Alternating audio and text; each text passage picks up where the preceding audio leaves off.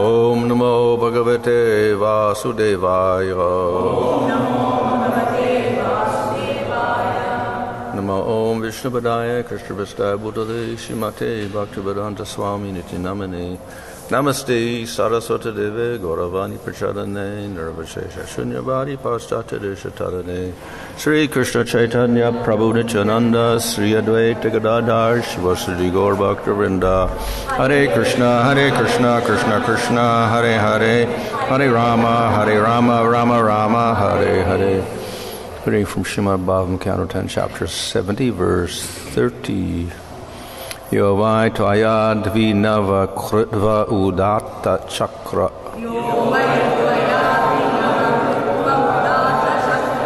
Bhagno mride kalubhavantam ananta viryam. Jitva nraloka niratam sakrit uda darpo. Yushma praja rujati nojita tadvidehi.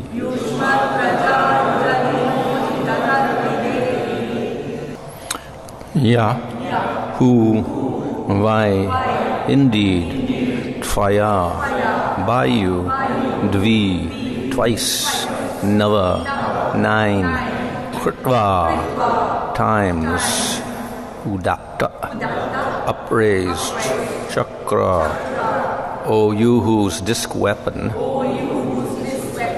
Bhagna, crushed, Mride, in battle, Kalu, surely, Bhavantam, you, Ananta, unlimited, Viryam, whose power, Jitva, defeating, Nirloka, in human affairs, Niratam, absorb, sakrit, only once, Uda, inflated, Darpa, whose pride, Yushma, your, Praja, subjects, Orujati, torments, Na, us, Ajita, O unconquerable one, Tat, that, Videhi, please rectify.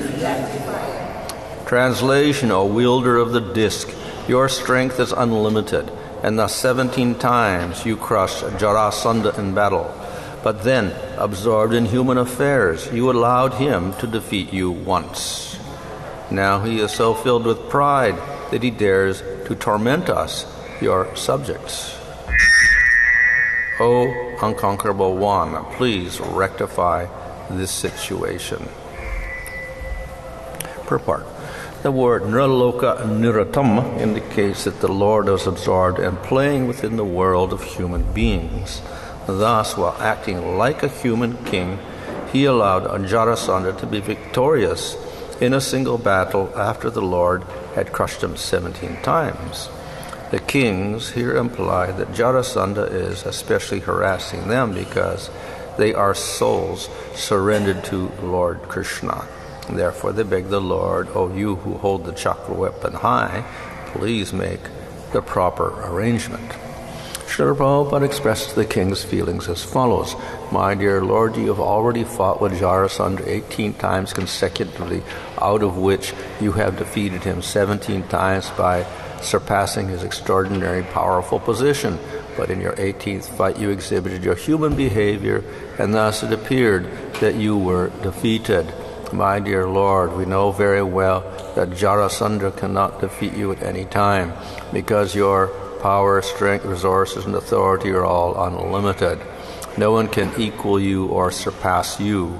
The appearance of defeat by Jarasandha in the 18th engagement is nothing but an exhibition of human behavior. Unfortunately, foolish Jarasandha could not understand your tricks, and he has since then become puffed up over his material power and prestige.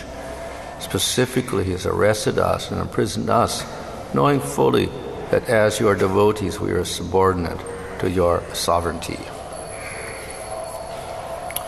Translation, O wielder of the disc, your strength is unlimited, and thus 17 times you crushed Jarasandha in battle, and then absorbed in human affairs, you allowed him to defeat you once. Now he is so filled with pride that he dares to torment us, your subjects. O unconquerable one, please rectify this situation. So, here the kings are expressing the pastime of the Lord, where he defeated Jarasandha. This was related earlier, how he attacked the city of Mathura, and Krishna and Balaram defeated him many, many times. And then on the last time, Krishna fled the city. So this is considered to be a defeat. So the kings here address Krishna as Udatta Chakra, one who holds the chakra high. And he says, Ananta Viryam, unlimited powers and strength and bravery. So then how is it possible that he got defeated? Then the only explanation is that if he is Supreme Lord and all-powerful, it was not a real defeat, but the Lord did this with another purpose. He acted like a fallible human being and got defeated. The Lord cannot be defeated, but he acted like a human being. Human beings, they may have many victories, but nevertheless they also have faults, and sooner or later they get defeated one way or the other. So in this way it says he's nirloka, niratam, absorbed in human affairs. This means that he imitated the behavior of a human and having a fault of being defeated. So it was not an actual defeat, but an apparent defeat, and the Lord had some purpose in doing so. But Jarasandha couldn't see that because he didn't recognize that the Lord had unlimited powers and he was Supreme Lord. So if he got defeated, fine. And it's not that he's imitating anything, it's just he's a human being like everybody else. So from one point of view, that is the devotee's view, it was an imitation of human power, human defeat. And from the point of Jarasandha, it was just natural that he was not imitating anything or playing a role. He was just weak, and therefore he got defeated finally as a human being. In this way, because Jarasandha thought in this way, then he said, oh, he's a human being. I've defeated him once. Therefore, I cannot be defeated by him again. And thus he imprisoned all these kings and tormented them.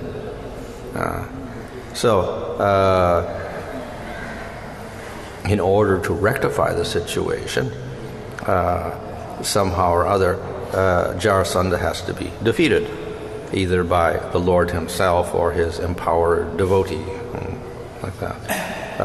And in this way, the kings will get some relief from their distress. So the kings recognize the position of Krishna as a Supreme Lord, even though he plays the role of a human being. So they are not bewildered when he gets a so-called defeat in battle. They recognize his position. This is the nature of the devotee. They begin bhakti by having faith. That is their qualification. And with that faith, they accept the position of the Lord, that he is the supreme entity, that no one can conquer him. He is eternal. He has all wonderful qualities, and he cannot be defeated at all. So it is natural that they accept this position of being Ananta Virya, full of all powers. So that is one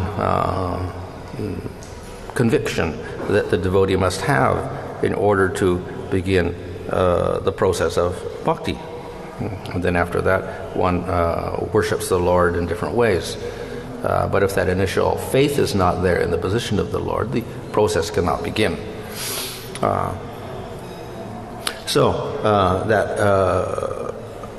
It is natural that a person's initially accept the Lord based on his power. Because he's the most powerful, therefore he is the Supreme Lord. So this is a common conception in many religions. The prominent feature of God is his power. He is the number one. And this is expressed also in many verses in the scriptures as well, where they address the Lord as Ishvara. Ishvara means the one who controls everything. And in here we have Anantavira, he has unlimited powers. Similar, we'll find many other phrases to express this idea of the power of the Supreme Lord, greater than anyone. But that's not the only feature of the Lord. So the Lord has other supreme qualities also. A very common one is he has all knowledge. We have very limited, imperfect knowledge. The Lord has perfect knowledge, which is complete. He knows past, present, future, etc. So also a common characteristic found in many religions, that God is the all-knowing person. So these are common features of an accepting Supreme Lord. And because he does know everything, things that happen in the world, that is the events, the pastimes of the Lord, and even the events of the world, cannot be criticized. We cannot criticize the Lord for his activities, and we cannot criticize anything in the world, because the Lord knows everything. He knows the purpose behind that. Yeah. So to accept the perfect knowledge of the Lord means that we don't criticize him for the nature of this material world. And if we have a doubt about this, why the Lord has suffering in this material world, then we don't believe in his supreme power of knowledge. He doesn't know everything. He did something imperfect so that the world came out and everybody suffers, or he's indifferent or whatever. So if we accept that knowledge of the Lord, then we accept that everything is somehow perfect, even if we cannot understand it. So the devotees are willing to accept that. Definitely, they cannot understand all the things about the Lord, his nature. And that's why in the first canto there are, I think it's Bhishma says, we are bewildered by your activities. We don't understand why you're doing these activities as you're doing, why we have a battle of Kurukshetra, why I'm on the opposite side from the Pandavas, why the Pandavas get suffering for 13 years. We don't understand any of this. Yet we accept that somehow you have a plan behind this. So that's a sign that they have faith in the Lord, that he is all-knowing, and that his arrangements are perfect in some way, even though they can't understand them. With Krishna, this becomes a little more complex than with other forms of the Lord. And why? Because Krishna has a human form, and he acts more like a human than any other form of the Lord. So therefore, more bewildering in his activities. Just that he is a cowherd boy itself is a little bit different from the regular features of the Lord. The Lord usually comes as a kshatriya or a brahmana. As a brahmana, he shows all knowledge, and as a kshatriya, he shows all powers. So that's the feature. And as a cowherd boy, he's just playing in the fields and doesn't show those powers or knowledge or anything. So the bewildering to some people. How can God be playing with the cows? He should be sitting on his throne in Vaikuntha or in heaven or whatever like that. So more bewildering, simply the very nature of Krishna is bewildering to many people. But not only that, then he does activities that also are somewhat bewildering to people. So Krishna may lie or cheat or steal or whatever like that. And again, God should have all proper conduct, but he doesn't when he's Krishna. So bewildering to people. And so they'll criticize. Why does Krishna do that? Why is Krishna do that? So they don't believe in the perfect nature of God, or they don't accept Krishna as God. And that simply is a display of their lack of faith. So Krishna has this name that he is actually Brahman with Nara Akriti, the form of a human being. But not only the form of a human being, but also the activities of a human being. Rama also has human-like form. And then we have so many sages like Vedavyas and Kapila, also human-like forms. But Krishna's activities are more human than Ramchandra's. Ramchandra acts as a powerful king showing all wonderful qualities. And Krishna opposite. He shows things which are contrary to Dharma and etc. So more bewildering for people because he is acting not only as a human form, also acting like a human being in many ways. But this again has a purpose. And the purpose is that in acting like a human being, he can establish a very intimate relationship with devotees. So they don't see him as God, they see him as a human being, and therefore the relationship can be more intense. So there is a whole purpose behind the way he acts as a human being when he is Krishna. So this gives rise to the special qualities of Krishna that distinguish him from all the other forms. He has the sweetest type of beauty because he's a young boy, a cowherd boy, and he has wonderful devotees in intense relationship who don't see him as God, and he performs wonderful pastimes with them in which he doesn't display his feature as God. He is the son of Yasoda or the lover of the gopis, etc., and he doesn't display godly powers at all. So playing the role of an ordinary human being has this special advantage in Krishna. It creates more intense bliss and rasa for the devotees and for Krishna himself. So therefore that acting like a human being is not a bad quality, good quality, because the devotees get intense pleasure from it and intense bliss. Therefore the devotee with faith worships Krishna in this human-like form. The demon, or the materialist, or persons like Jarasandha, then they cannot understand it. So when Krishna acts like a human being, then all they do is criticize. And it confirms their belief that he's a human being. He was in Vrindavan, and then he went to Mathura, and now he's an imposter, pretending he's a kshatriya when actually he's a vaishya. So they think everything he does is a bad quality. His acts as a human being are actually simply displays of bad qualities. And so if he runs away from the battle or whatever, again, then bad quality. He shows his human nature. He's got a weakness. He's a coward or whatever. In this way, the demons can't accept, are very confused by the nature of Krishna especially.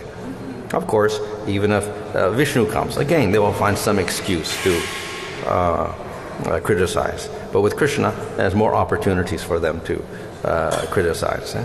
Generally, we don't see the other forms of the Lord getting defeated. Rama does not get defeated. Parasuram does not get defeated. But Krishna runs away from battle. So very strange, that is why the person who accepts Krishna as Supreme Lord, very special. They have a special type of faith, a very strong faith in the Supreme Lord. And they appreciate his nature like this. They understand the reasons why he acts in certain ways. Therefore there's difference in the perception of the demon and the devotee.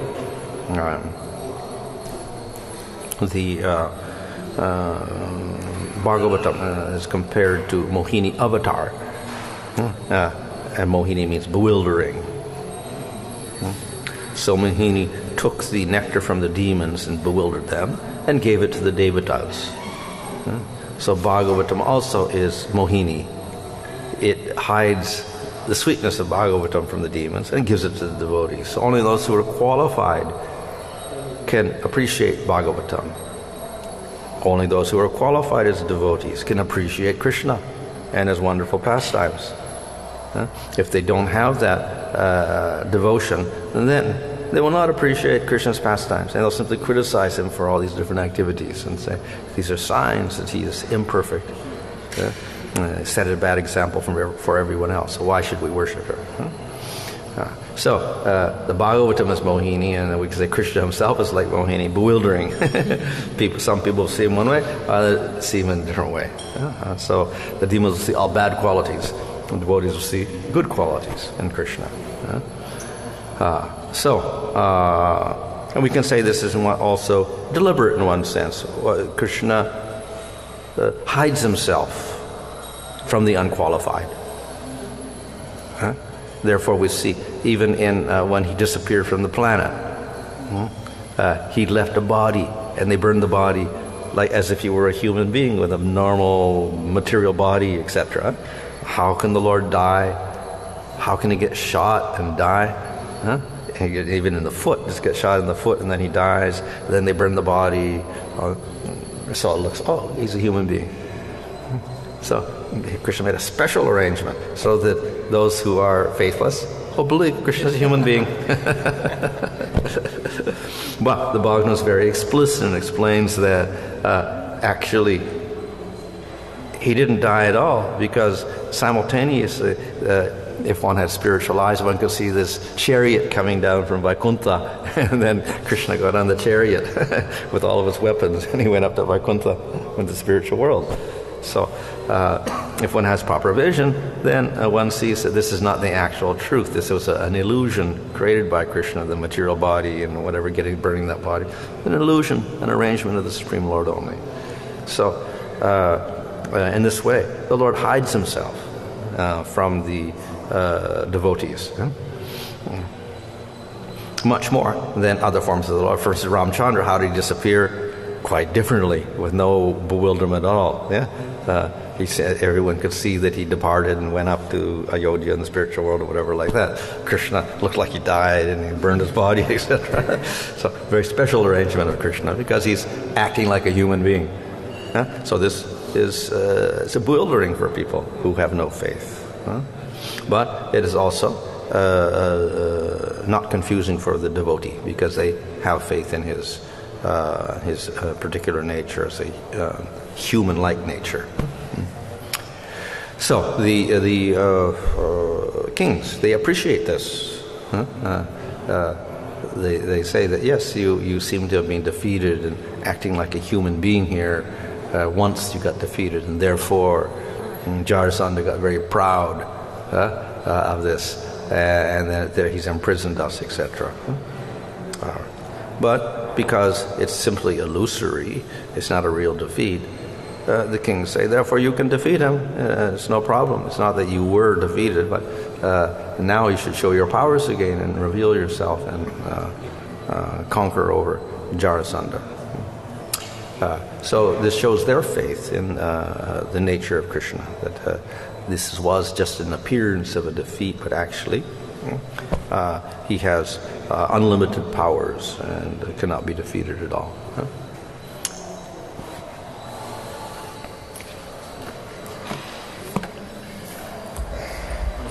Jarasandha 70 times he was defeated by Krishna, and last time Krishna ran away from the war. But 70 times Jarasandha was defeated, but Krishna gave so many chances to Krishna got so many chances to kill him, but still he didn't kill him. So the purpose means something. What is the purpose behind this? Well, then we find these later events where, and this particular arrangement here, where finally he was killed, but killed by his devotee, whatever like that. So we say that's the arrangement of Krishna, that he gives credit to his devotees, that even by his mercy, the devotee can assume powers, very, very great powers, like the Lord, to defeat this demon. But in the meantime, before killing Jarasandha was giving so much problem to the general people. But because of that one person getting so many people are suffering. So is it not, Lord also is present, but still he was tolerating the suffering of the general people? How to understand this? Well, again, we say this is the arrangement of the Supreme Lord. and he will have his purposes in doing that.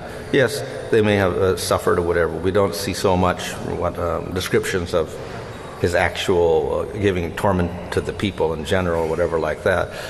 His bad quality was actually that he opposed the Lord more than anything else. So it's not that he was particularly simply a corrupt king who killed all the citizens, but rather he was against Krishna. And for that reason he imprisoned the kings who were the devotees of Krishna. For that reason. I think, the latter part is saying that he was saying that Jarasandha is like an instrument to get suffering from us. Jarasandha is like an instrument. Through Jarasandha, you are suffering over karma. Yeah. So in other words, they don't blame the Lord for not killing him previous. So they say, by this we've learned the lesson of, that this is the material world and we shouldn't be attached to our position as kings, etc. And we say that's another benefit, that through this incident of Krishna tolerating him and finally him imprisoning the kings, that the kings got realization and more appreciation for Krishna. And what about this you are saying regarding this? Ramachandra and Krishna. Correct. You see, even Ramachandra also, sometimes also people knew that, except Asura, that Lord Ramachandra is the Supreme Lord, but still, he goes to forest, stay there for the 12 years. So is it like almost like a human? That's a human-like pastime. Yeah. And then he laments and whatever, just like an ordinary human being, like that. Yeah. So some people also may criticize that as being a human-like pastime, whatever like that, and not understand it properly. Therefore, think he's a human being because he's attached. Whereas if you're spiritual, you should not be attached to anything, including your wife or whatever like that. But then he gets, attached after Sita gets kidnapped, and then due to that, then the whole conflict with Ravana took place, whatever. So we can say that also we can say is a display of human-like behavior. But what about those who are in Ayodhya? Do they know that Lord Ramachandra is Supreme Lord? Yeah. They worship him as the Lord. So that means they're in Dasya also? Yeah, Dasya. Guru Maharaj, often we use the word illusion to express the action of Maya and Yoga Maya. How do we discriminate this when we use the word? Well, Yoga Maya usually means, in the spiritual world, the devotee doesn't know certain things in certain pastimes. And then at certain times he knows things. So sometimes he gets covered over. And this is necessary also for the pastimes in the spiritual world. If everybody knew everything already, there would be no excitement to the Leela. We already know that Krishna's going to lift Govardhan Hill and that the rain is going to come. But apparently they don't. It's all unexpected. The rain comes and then the Krishna lifts Govardhan Hill. So it's all that so-called ignorance, covering of their spiritual knowledge. It's not real ignorance because it's not due to karma, right, or due to material desires, but it's an arrangement of the Lord for increasing rasa. That's all.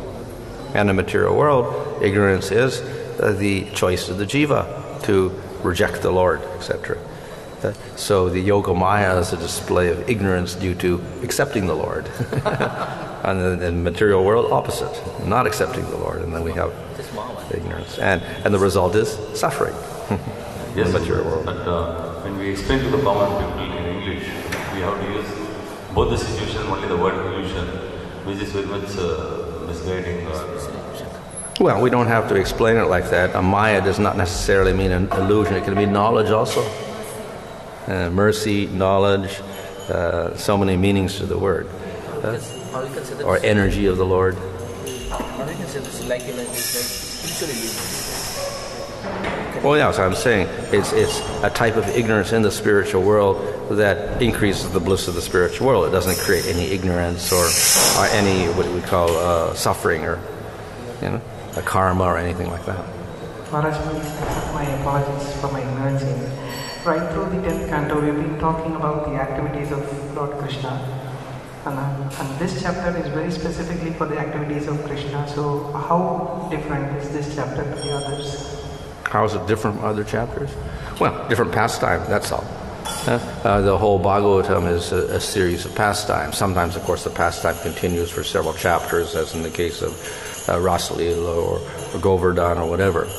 And they're not particularly in chronological order also. Sometimes they're out of order, the later pastimes particularly. So this is just one incident, which covers several chapters actually, because it involves the final defeat of Jarasandha and whatever. What is your explanation regarding this? When Lord comes as a human, that time what in this the devotees of the Lord, their love becomes very intense. But when Lord comes as a Lord, like Lord Ramchandra, Radha, Vishnu, their love is not that much intense. Can you say that? Yeah. So because of this ignorance, this spiritualism, they don't know the Lord is a Lord and he's become a human. Well, we can say, that's the type of their particular perception of the Lord is different, which we can say is ignorance. If they knew everything, they would know all of the forms of the Lord and all the relationships of the Lord. But it's limited. They see a particular form of the Lord, and they develop that relationship, and they experience that relationship, and they're exclusively attached to that, and they don't appreciate the other relationships or the other forms. So we can say that's a type of ignorance in one sense. But again, it's not material. But when Lord comes as a human, they recognize other relationship also. They recognize other relationship also, like also in Madhurya also, they also recognize that Krishna has a friend. Krishna has a friend and Krishna has a father, mother, everything. Yeah. But in the other relationships, it's limited to, we can say more or less, generally, to dasya. So that's what they perceive. Lord is supreme, we are his servants. Like in Vaikuntha, that there are many servants are there, and there are also, they also know that there's a Lakshmi. Yeah. There's Lakshmi, she's Madhurya also. Yeah, but they don't aspire for that. They're content with their, just as even Mother Yasoda has Vatsalya, but the gopis are not aspiring for Vatsalya. They don't aspire. Yeah, and the elders are in Vatsalya. They don't aspire for Sakya or Madhurya either. But there is some explanation regarding this gopis sometimes they aspire for Sakyaras also. Well, there is a Sakya within Madhurya itself. In other words, there's an intimacy of friendship in Madhurya itself. But it's not that they're aspiring to just have Sakya without the Madhurya aspect.